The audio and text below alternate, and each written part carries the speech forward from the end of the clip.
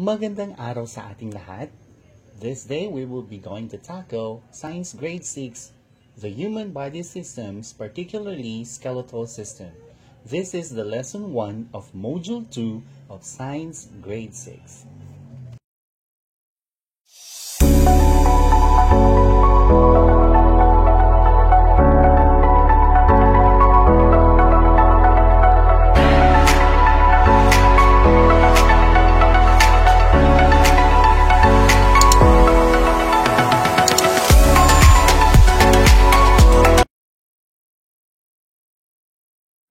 But before anything else, we would like to give credits to the Department of Education, especially to the Secretary, Madam Leonor Magtolis Briones, and also to the Undersecretary, Sir Justado M. San Antonio, and to the development team of the module from the authors, editors, reviewers, illustrators, layout artists, graphic artists, and management team. Thank you so much for coming up with this module upang may matututunan ang ating mga bata. Para sa kaalaman ng lahat, ang module na ito ay divided into 3 lessons. Lesson 1, Lesson 2, at saka Lesson 3. For Lesson 1, in which dito natin itatakal ngayon, we have to identify the major parts of the skeletal system and also explaining how each organ of the skeletal system works together. So ito ngayon ang ating topic sa ating Lesson 1. Sa susunod na video na i-upload ko ang Lesson 2, describing the parts of the integumentary system, and we are going to explain how each part of the integumentary system works together. That is for Lesson 2. And for Lesson 3, naming the major parts of the digestive system, explaining how each part of the digestive system works together. So, ito naman yung digestive system Lesson 3. So, for the information of everybody, for the information of all the grade 6 pupils, ang aking video ngayon ay mayroong answer key sa last part ng video. Handa na ba kayo? Kung handa na ang lahat, ay sisimulan na natin ito. Okay, nung grade 4 pa kayo, ay naintindihan ninyo na ang mga major organs ng body at paano sila nagfa-function. So, in the succeeding lessons, you will learn that the organs of the body are organized into different systems that perform specific functions. So, malalaman natin sa pamamagitan ng video natin na i-represent ko na yung mga different organs ng ating body ay nagko-comprise para maging different system at meron silang specific function. So, ito na nga ang lesson number 1 natin. Pag-uusapan natin ngayon ang tinatawag na skeletal system.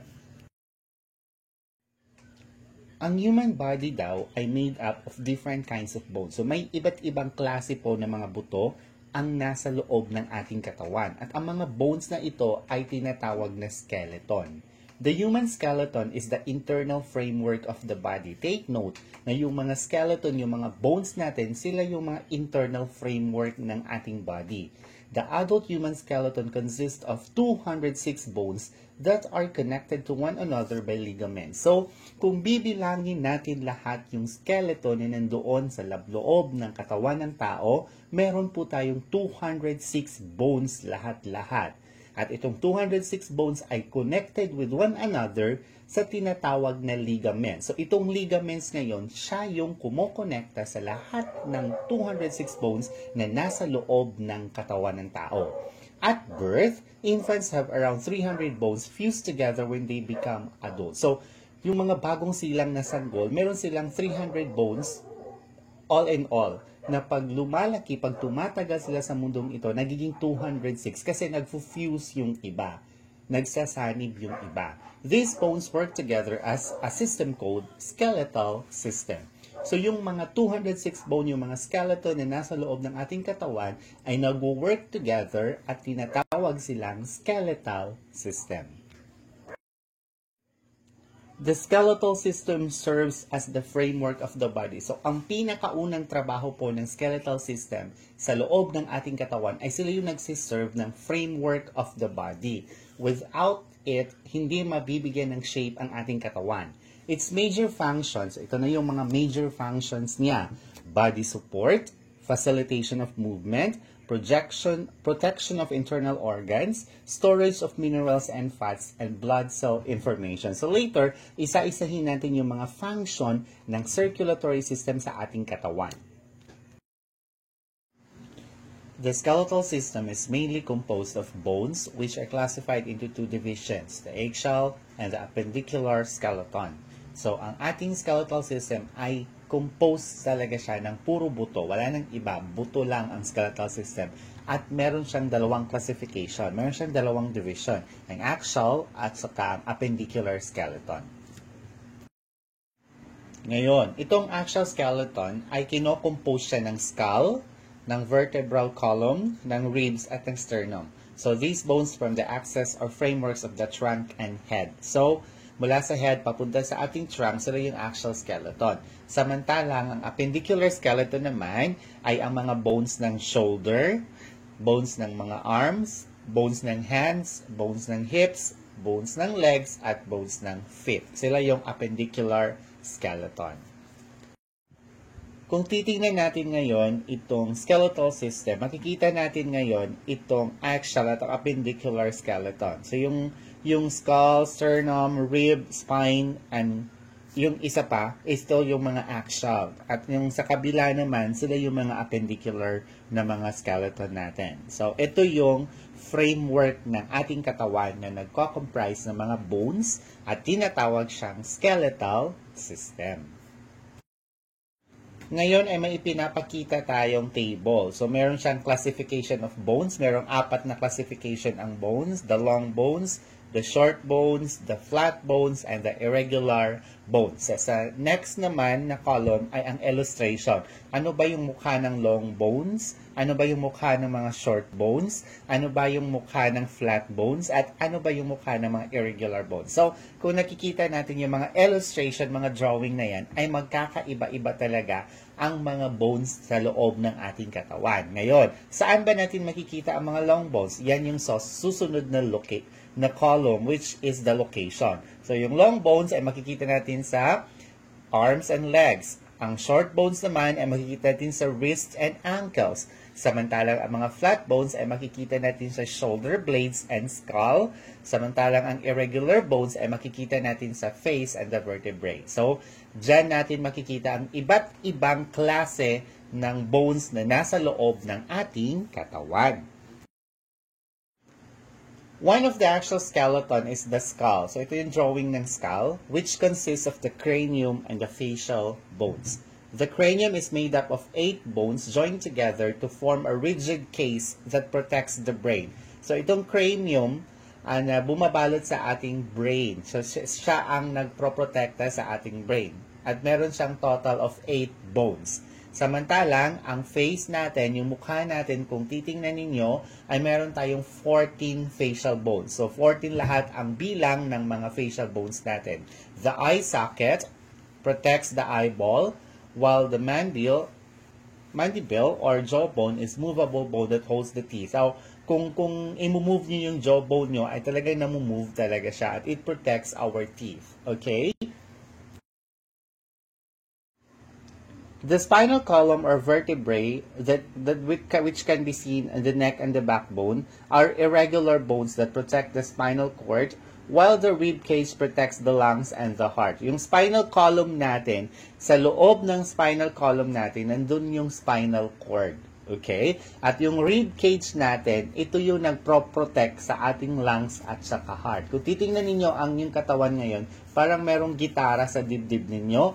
Ang tawag dyan ay rib cage. Siya yung nagpro-protect sa ating mga baga, lungs, at sa ating heart, yung mga puso nating lahat. Vertebrae are arranged on top of the other and move over each other slightly. So, yung spinal column is made up of vertebrae. So, ito talaga yung nagbibigay ng protection sa ating spinal cord. Samantalang ang rib cage, uulitin natin, ang rib cage ay nagpro-protect sa ating mga lungs at sa heart.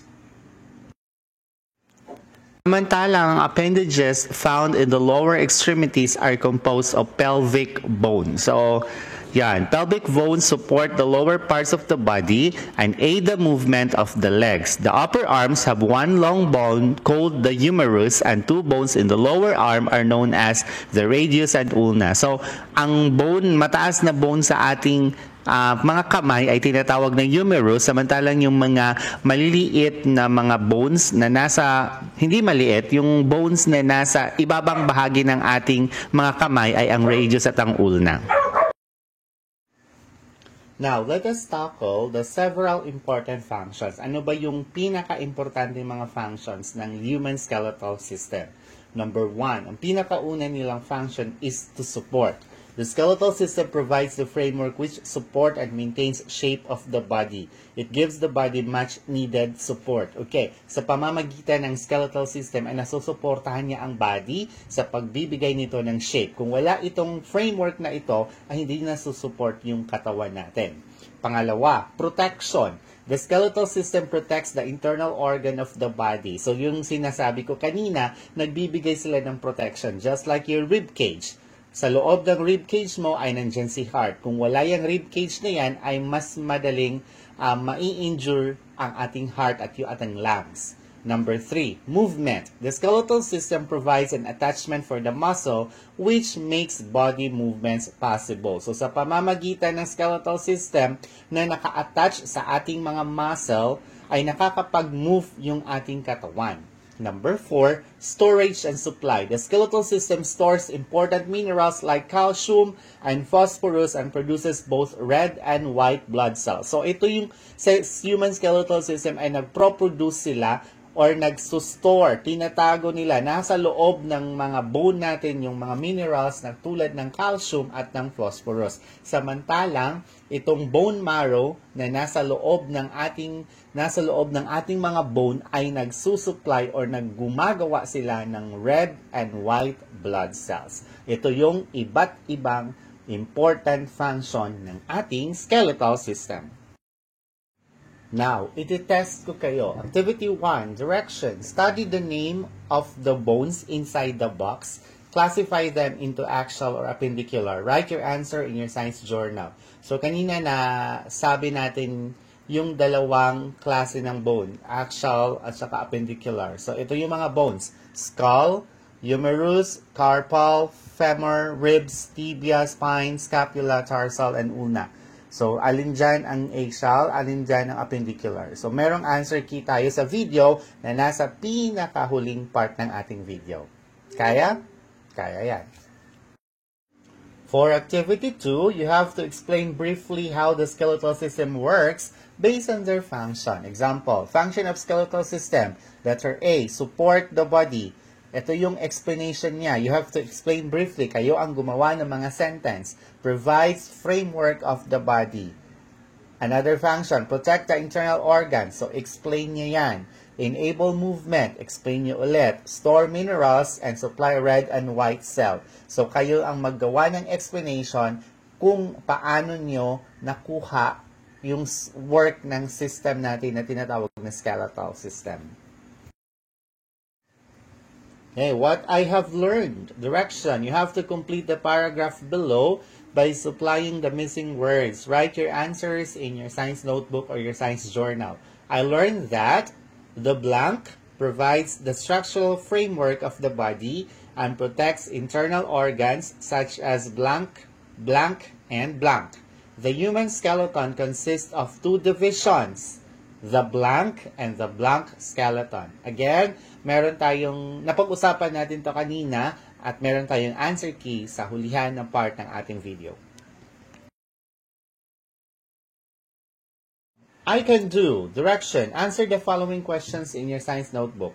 Knowing the function of the skeletal system, could you imagine yourself without a bone? Explain your answer in at least 3 sentences. Okay. Pagkatapos mong malaman ang mga function ng skeletal system, mai-imagine mo ba yung sarili mo na wala kang buto? Pag-explain ka daw gamit ang 3 sentences.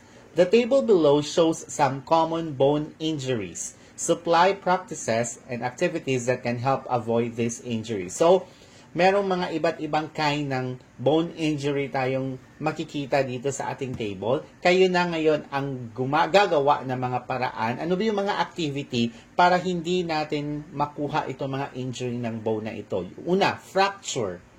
Next, dislocation. Next, sprain. So, ano yung mga activities at mga practices para ma-avoid natin yung mga injury na ito? Kayo ang maglista. Ngayon, kayo na ang gagawa ng model of skeletal system using recyclable materials. So, mga patapon na bagay, yung mga basura na pwede pa nating i-recycle, kunin nyo yon, gumawa kayo ng model ng human skeletal system. Then, explain the importance of the materials used in making the model in relation to the function of the skeletal system. So, explain nyo bakit importante yung material na ginamit mo na may relationship siya sa function of the skeletal system.